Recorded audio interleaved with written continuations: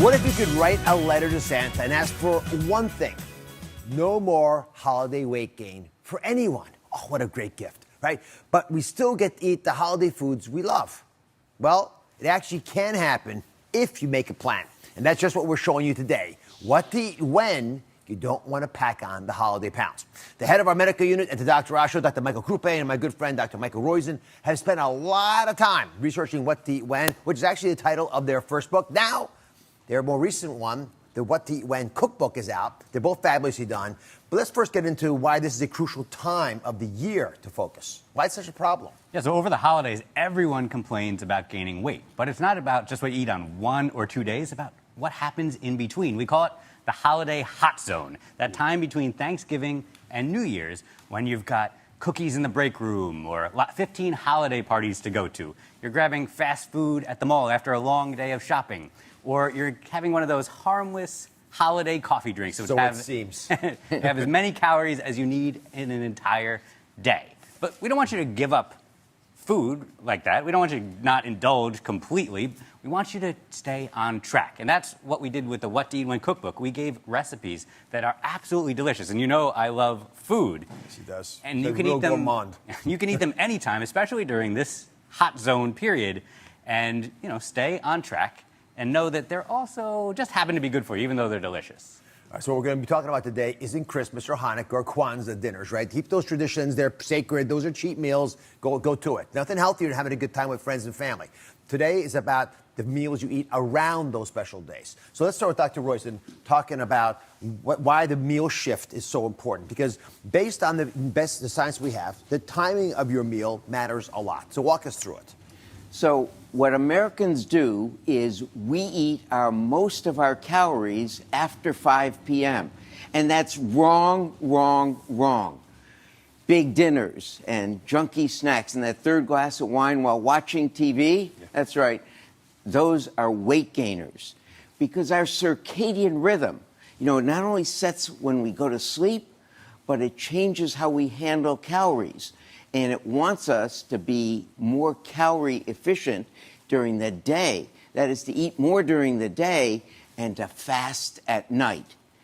When we eat a lot after dinner, it can cause a lot of weight gain, a lot of weight gain.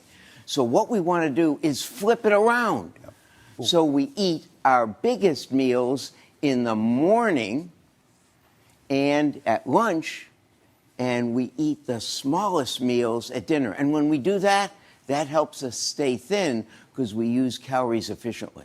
Here's the principle. Eating with the light cycle trains our body's circadian rhythm and helps set the cycle of our hormones that controls your metabolism, right? If you want to nudge your body in the right direction, use this tactic. It's especially important because our insulin resistance is highest at night, which might promote weight gain, a lot of the things Dr. Roizen spoke to, right? And when the winter is, you know, less sun in the wintertime, double trouble if you eat late at night this time of year. So let's get to what to eat specifically, because we talked about when. Everyone's clear on that. We're going to eat these foods as much as possible when the sun is up. So what are the great meals you promised me? They taste so good, you don't mind they're good for you. Let's start with how to combat a sugar craving with sweets. So what should we reach for? We know we have to have a little bit of sugar. That's right. When you have visions of sugar plums dancing in your head, it's hard to get rid of them, right? So this year we want you to try to lean in a little bit. So when you're craving chocolate, don't go for broccoli. People will call you a Grinch, trust me, I know, I know, and it won't work. So switch your milk chocolate for dark chocolate. It's got less sugar, less of that unhealthy fat, and it's loaded with anti-inflammatory antioxidants. And this is one of the recipes from our book. It's one of my favorites. This is a chocolate mousse, obviously a decadent dessert. It's super simple. Most chocolate mousse is made with eggs and cream and sugar and chocolate. This one only has 3 ingredients, has water, chocolate, and if you want, a little bit of liqueur. I made this last night. I only used the water and chocolate. It's got a great texture. This chocolate I use is a great flavor. And, you know, no one will accuse you of serving diet food if you're serving this. Now look at this. Look how thick this is. This is what I really want in a mousse. It's like a pudding mousse. Oh, my goodness. Can you all see that? Sticks to the spoon just the right way. Enters your mouth for a little dance. And you got the little extra. Yeah, if you want, you can garnish it with some berries or some nice grated chocolate. It looks beautiful. And the alcohol gives it a little extra punch. It'll give it a little flavor, depending on the type of chocolate you use. So in this one, I used this chocolate. It was so fruity and flavorful, I didn't add any. But if you're using a different chocolate, you might want to add a little bit of extra flavor. He doesn't talk like a doctor, does he? He talks like a chef. I love it. All right, Dr. Roizen, you got a very practical bit of advice, which is to replace mashed potatoes, pretty typical, with roasted sweet potatoes. And why does it make a difference? So it makes a huge difference because the mashed potatoes usually have butter and cream. The sweet potatoes, you put just a little garlic and a little splash of orange juice or something, and it tastes great, and it's a lot of good nutrients. And so avoid the cream and you avoid the butter. But if you eat it cool at room temperature, it kind of turns into a resistant starch, which means it acts much more like fiber than giving you calories. This is why leftovers work, America. And this is a great morning, that's right, it's a perfect morning dish. Well, we're going to follow your rules about eating our biggest meals in daylight. This is a smart way of doing it. Save a little bit. That's why doggy bags make sense, too. Dr. Group also says we can replace butter in your baked goods. So for all the bakers watching, give us the actual numbers, because if you don't get this right, it's a disaster. Yeah, so I love to bake. And so if you're baking something like a cake and it calls for butter, I always put olive oil instead of butter, so 1 to 1. Now you can also cut down the fat by taking out some of that olive oil. So you could, if you had 1 cup of butter, you could use half a cup of olive oil and then 1 cup of applesauce or grated apple. That way you get sort of the chemistry from the fat and you get the moisture from the fruit. And so you preserve the mouthfeel, which is a lot of what fats, works for our bodies. Finally, Dr. Roizen says you have to lean into the flavors of the seasons. It's the holidays, so lean into it. So this is pumpkin pieless. This is Papa's pumpkin pieless. Pieless. Pieless. No crust. No crust. Now, when we go over to my sister's for holidays, she always makes pumpkin pie. I don't eat the crust. It's mold. It's if you will, crummy. Anyway, this just has. I'm going to get in trouble for that. But this is, in fact, pumpkin and some sweet potato.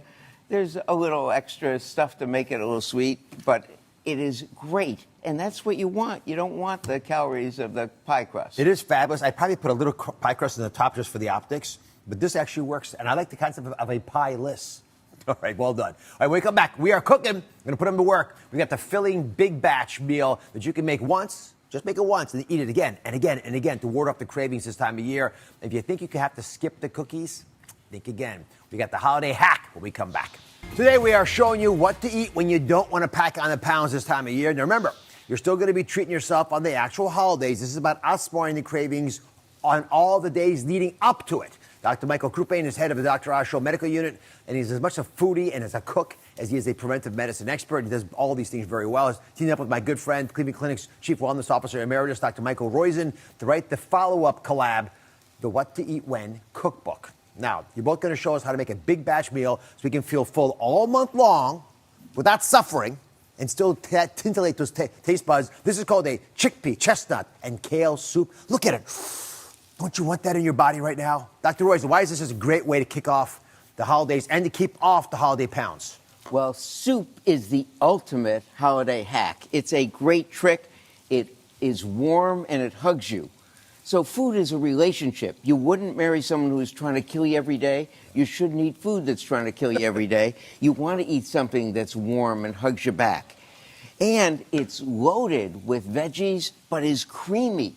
So it doesn't feel like rabbit food. It feels great. And as I said, it really is creamy. You can make enough on a Sunday. Nancy, my wife, makes 3 portions, 3 times that every Sunday. And I tote it around all week long because it tastes great and it fills you up. A lot of times when you're hungry on the weekend or on a weekday, it's really because you're thirsty. So you want the hydration that a soup gives you.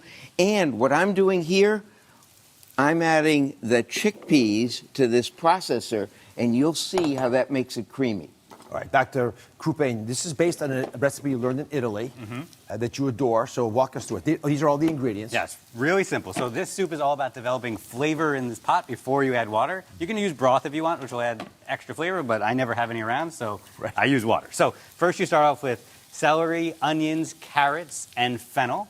And you get that nice and brown, like we have it right here, right now, in this pot. And then you can add your chestnuts. And Chestnuts are underused food. Yeah, and chestnuts are a nut, and people don't eat enough nuts and seeds, so this is a great ingredient, and it's delicious and very apropos right now during the holidays, right? Then you can add some rosemary, which gives it that central Italian flavor, and then some tomato paste. And tomato paste, you can see it's this bright red color. Yep. You want to get a lot of flavor in your soup from this tomato paste. So put it in and then stir it around, get it around, make sure it's touching the bottom of the pot, and let it sit there for a little while. So you really develop that caramelization, get that Maillard reaction, get that deep brown flavor, which will then add a lot of flavor. Finally, you can add your water, about 10 cups here, and then you mix it all up and let it cook down for about 10 minutes or a little shorter, a little longer, depending on how much time you have. You end up with something that looks like this. And what you want to do now is you take about 2 cups of this soup. You can take the broth plus the vegetables inside. You give it to Mike. You put it in your food processor with 2 cups of chickpeas, and you puree it. There he goes.